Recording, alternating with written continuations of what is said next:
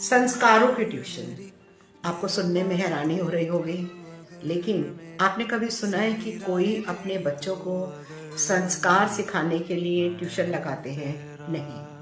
और ऐसा हो भी नहीं सकता, क्योंकि संस्कार कहाँ से मिलते हैं? फैमिली से मिलते हैं। जैसा आचरण आपका होगा, बच्चे स्वतः ही वैसा ही सीखेंगे। जैसे मुझे अपने बचपन का याद आता है कि मेरे फादर जो हैं और मदर दोनों की साइड बच्चे ज़्यादा थे, उस ज़माने में ज़्यादा होते थे।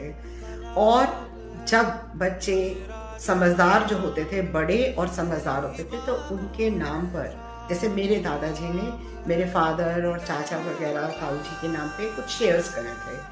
तो मैंने अपने पेरेंट्स को हमेशा ये बात करते हुए सुना था कि ये जो भी मेरे पिताजी ने मेरे नाम किया है, ये उनकी अमानत है। इसमें से एक पैसा जो है वो हमें नहीं रखना। 4 पैसे अपने लगाकर तो मुझे अपनी बहनों की शादी करनी है।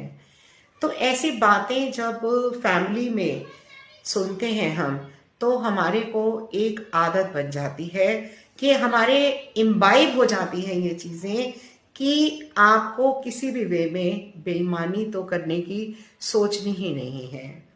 तो कहने का तात्पर्य मेरा क्या है पेरेंट्स से, और जो मेनली यंग पेरेंट्स हैं, कि आपके घर में कैसा भी वातावरण हो, कोशिश करिए अपने आप को संयमित लेके चलने के लिए। क्यों? क्योंकि आपके बच्चे वही सीखेंगे जो आप जैसा अपने घर में, फैमिली में जिस तरीके की आप बातचीत कर रहे हैं। और बच्चे जिनको हम अपनी प्रॉपर्टी या अपने एसेट समझते हैं, तो उन्हें अगर अच्छी राह पे डालना है, तो अपने आप को, अपने स्वतः ही अपने संस्कार हमें स्वयं ही उनमें डालने होंगे, बाय वे ऑफ प्रैक्टिसिंग। और कोई और सॉल्यूशन नहीं है। देवानंद की एक बहुत पुरानी पिक्चर है जो मुझे याद आता है, जिसका एग्जाम्पल जो है वो मुझे याद आता है कि वो बहुत बड़ा चोर बनता है। पिक्चर का नाम नहीं याद मुझे। और बाद में लास्ट सीन में ये होता है कि वो अपनी माँ को याद करके ये कहता है कि काश मेरी माँ ने, जो मैंने एक चुराई हुई बॉल अपने बैग में रखी थी, उस बात पर मुझे डांट दिया होता, मार दिया होता, तो शायद मैं गलत रास्ते पे ना जाता।